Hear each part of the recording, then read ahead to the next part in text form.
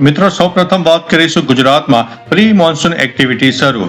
રાજ્યમાં ગરમી વચ્ચે હવામાન વિભાગે વરસાદનું એલર્ટ જારી કર્યું. આગામી 7 દિવસ વરસાદી માહોલ યથાવત રહેવાની સંભાવના વ્યક્ત કરવામાં આવી છે.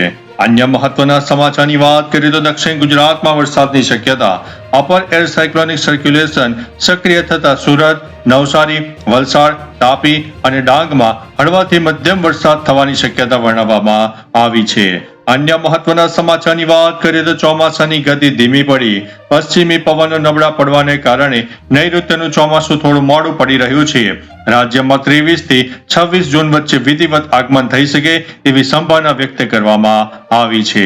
ત્યારે આગળ વધીશું અને વાત કરીશું સૌરાષ્ટ્રના દરિયાકાંઠે ઝાપટા. અમરેલી, ભાવનગર અને ગીર સોમનાથના દરિયાકાંઠાના વિસ્તારોમાં વાદળછાયું વાતાવરણ અને હળવા વરસાદની આશા વ્યક્ત કરવામાં આવી છે. અન્ય મહત્વના સમાચારની વાત કરીએ તો માછીમારોને ચેતવણી. પવનની ગતિમાં વધારો થવાને કારણે માછીમારોને આગામી દિવસોમાં દરિયો ન ખેડવાની કડક સૂચના આપવામાં આવી છે. ત્યારે વાત કરીશું અમદાવાદમાં પણ વાદળછાયું વાતાવરણ જોવા મળ્યું. અમદાવાદ સહિત મધ્ય ગુજરાતમાં આકાશમાં વાદળછાયું વાતાવરણ જોવા મળ્યું. જો કે ઉકળાટ અને અસહ્ય ભેજ યથાવત જોવા મળ્યો છે. અન્ય મહત્વના સમાચારની વાત કરીએ તો વાવણીના મુહૂર્તની તૈયારી. વરસાદી માહોલ સર્જાતા જ રાજ્યના ખેડૂતોએ ખરીફ પાકની વાવણી માટે ખેતરો તૈયાર કરવાનું શરૂ કરી દીધું છે. અન્ય મહત્વના સમાચારની વાત કરીએ તો ખેડૂતોનો વિરોધ પ્રદર્શન. રાજ્યના કેટલાક વિસ્તારોમાં ગેસ પાઇપલાઇનની કામગીરી સામે યોગ્ય વળતર અને જમીન ઉપયોગના મુદ્દે ખેડૂતો ઉગ્ર વિરોધ નોંધાવી રહ્યા છે. ત્યારે વાત કરીશું મિત્રો બજાર સમિતિઓમાં આવક. ચોમાસા પૂર્વે ખેડૂતો પોતાનો જૂનો માલ માર્કેટયાર્ડમાં લાવી રહ્યા છે. કપાસ અને મગફળીના ભાવો સરેરાશ મજબૂત જોવા મળી રહ્યા છે. અન્ય મહત્વના સમાચારની વાત કરીએ તો આઈ ખેડૂત પોર્ટલ ઉપર નવી યોજનાઓ. ચોમાસાની ઋતુને ધ્યાનમાં રાખીને બિયારણ અને સબસિડી વાળા કૃષિ સાધનો માટે ઓનલાઈન અરજીઓની પ્રક્રિયા વેગવંતી બનાવવામાં આવી છે. અન્ય મહત્વના સમાચારની વાત કરીએ તો ખાતરનો સ્ટોક ઉપલબ્ધ. સહકારી મંડળીઓ દ્વારા ખેડૂતોને વાવણી પહેલા પૂરતો યુરિયા અને ડીએપી ખાતરનો જથ્થો મળી રહે તે માટે મોટું આયોજન કરવામાં આવ્યું છે.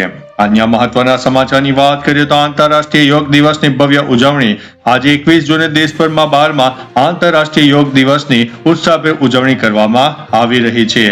ત્યારે આગળ વધીશું અને વાત કરીશું પીએમ મોદી કોલકાતામાં. વડાપ્રધાન નરેન્દ્ર મોદીએ કોલકાતા એટલે કે પશ્ચિમ બંગાળના રેડ રોડ પરથી યોગ દિવસના કાર્યક્રમનું નેતૃત્વ કર્યું અને સંબોધન પણ આપ્યું છે.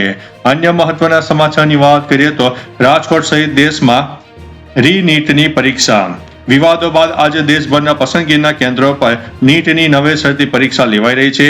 રાજકોટના 12 કેન્દ્રો પર કલમ 163 લાગુ કરીને ચુસ્ત પોલીસ બંદોબસ્ત ગોઠવી દેવામાં આવ્યો છે.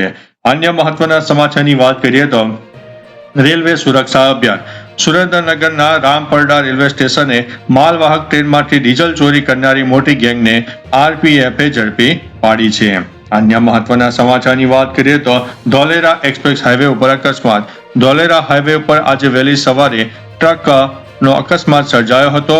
જો કે ચાલકનો આબાદ બચાવ થયો છે. આગળ વધીશું અને વાત કરીશું મિત્રો દેશમાં ડિજિટલ ટ્રાન્ઝેક્શનમાં રેકોર્ડ. દેશમાં ગ્રામીણ વિસ્તારોમાં પણ યુપીઆઈ પેમેન્ટના આંકડામાં મોટો ઉછાળો નોંધાયો છે. ત્યારે વાત કરીશું મિત્રો બોર્ડર સિક્યુરિટી એલર્ટની. ચોમાસાની શરૂઆત પહેલા જ પશ્ચિમી અને ઉત્તરીય સરહદો પર સુરક્ષા એજન્સીઓને હાઈ એલર્ટ ઉપર મૂકવામાં આવી છે. અન્ય મહત્વના સમાચારની વાત કરીએ તો વિશ્વભરમાં ભારતીય યોગની ધૂમ.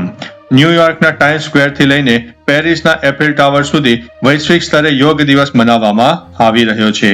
અન્ય મહત્વના સમાચારની વાત કરીએ તો વૈશ્વિક અર્થતંત્રમાં હલચલ. ક્રૂડ ઓઇલના ભાવોમાં આંતરરાષ્ટ્રીય બજારમાં નજીવો ઘટાડો નોંધાતા વિકાસશીલ દેશોને મોટી રાહત મળી રહી છે. અન્ય મહત્વના સમાચારની વાત કરીએ તો ટેકનોલોજી ક્ષેત્રે નવી ક્રાંતિ. વૈશ્વિક સ્તરે આર્ટિફિશિયલ ઇન્ટેલિજન્સ એટલે કે એઆઈના ટૂલ્સ પર નિયમન લાવવા માટે યુરોપિયન યુનિયનમાં નવી નીતિઓ પર મંથન શરૂ થઈ ગયું છે. અન્ય મહત્વના સમાચારની વાત કરીએ તો ગ્રીન એનર્જી ડીલ. ભારત અને પાડોશી દેશો વચ્ચે રિન્યુએબલ એનર્જી એટલે કે સૌર ઉર્જાના આદાન પ્રદાન માટે આંતરરાષ્ટ્રીય કરાર ઉપર હસ્તાક્ષર કરવામાં આવ્યા છે.